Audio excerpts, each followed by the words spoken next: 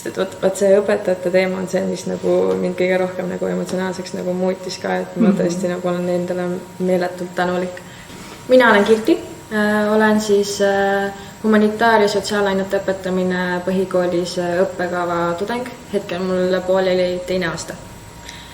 Esiteks esinemine, et kunagi ma tahtsin saada näitlejaks ja tantsijaks, ehk siis nüüd on see klassiruum minu lava ja õpilased on minu publik.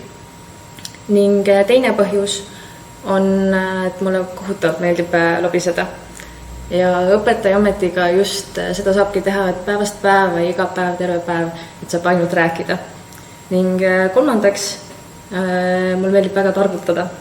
Et ma olen alati olnud see ninatark, see teiste korrekteerija, kui kedagi mingisugused kas õige kirja või faktivead tulevad, siis ma olen neid alati parandanud ja nüüd selle õpetaja ametiga ma saan seda teha nii-öelda professionaalselt ja lausa palka ka sellest saada, et see on nagu väga tore osa selle juures. Ma soovitaksin õppida õpetajaks mitte ainult selle ametiga kaasneva tähenduslikkuse pärast, vaid ka isikliku arengu pärast, et ma olen nüüd selle oma õpingute käigus kohutavalt palju arenenud väga erinevates aspektides, et need õpetajaõpingud on nii mitmekülgsed, et siin ei õpi ainult õpilastele teadmiste edasiandmist ning hinnete panemist, et siin on nii palju kõike muud. Et ma olen kasvanud ka ja arenenud paremaks inimeseks ning ka sealhulgas ka tulevikus siis paremaks teadlikumaks lapsevanemaks.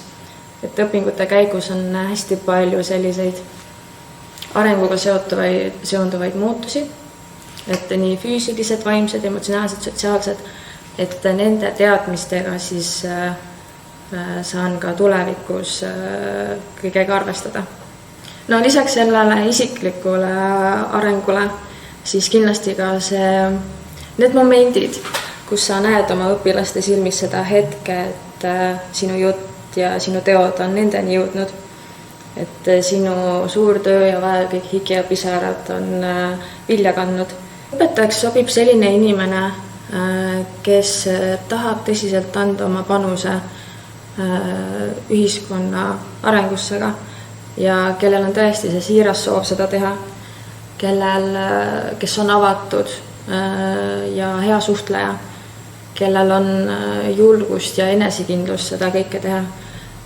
Siiski on need ka sellised omadused, mida saab ka nende õpingute käigus arendada ning ka inimene, kes päriselt tunneb rõõmu lastega koostöö tegemisest. Kuigi kooli ajal meeldisid mulle just loodus- ja reaalsuunained rohkem just nende kindlate konkreetsete seaduspärasuste pärast, et matemaatikas 1+1 on alati 2, õun kukub alati puu otsast alla. Aga vot sellel erialal ma tunnen, et just see inimeseõpetuse aine oli see, mis mind tõmbas. Et inimeseõpetus on selline aine, mis on hästi mitmekesine. See hõlmab endas hästi palju erinevaid neid teemasid ja valdkondi, mis mind isiklikult väga huvitavad. Ning ma tunnen, et just inimeseõpetuse aine raames ma suudan kõige efektiivsemalt just seda väärtuskasvatust kasutada ja õpetada õpilaste seas, mis on minu jaoks äärmiselt oluline ka. Julgus ja see enesekindlus, mis siin õpingute käigus tegelikult väga tugevalt välja areneb. Et kui mõni, kes oli varem selline hästi vaikne ja tagasihoidlik, on nüüd vägagi jutukas ja julge esineja. Et seda tuleb siin õpingute käigus väljendub väga palju. Siis teiseks on kindlasti ka väga suur teadmiste pagas, et mida sa saadki võtta väga paljudesse erinevatesse eluvaldkondadesse kaasa. Minu jaoks on kõige huvitavam õppeaine olnud just nüüd sügisel toimunud ülddidaktika ja kasvatustöö alused. Et see oli hästi selline mahukas õppeaine, kus meil siis nädala alguses oli suur teooria õppimine ja erinevate metoodikatega tutvumine, mida me siis saimegi kõike kohe praktikas kasutada. Sest et me käisime ühes koolis iga reede, käisime ka tunde andmas, et kõik läkski kohe otse praktikasse ka. Esiteks soovitaksin seda eriala just nende suundade mitmekesisuse pärast, et meil on neid erinevaid suundi siin päris omajagu, et meil on siin inimõpetusomad, sotsiaalpedagoogika, eesti keel, kirjandus, inglise keel ja tegelikult on vene keel ja saksa keel ka veel siia juurde. Et seda valikut on hästi palju. Selle eriala tudengid on väga hoitud meie enda programmijuhi poolt ning ka meie õppeained ja õppejõud on kõik väga kvaliteetsed ja väga huvitavad ka. Ma valisin Tartu Ülikooli just sellepärast, et Tartu linn ise on väga tudengikeskne. Ta on väga palju rõhku pannud just tudengite endi heaolule, mis mulle väga meeldib. No kõige enim on mind toetanud mu enda pere ja ka mu sõbrad, kes ka tegelikult kuuluvad sinna selle pere alla.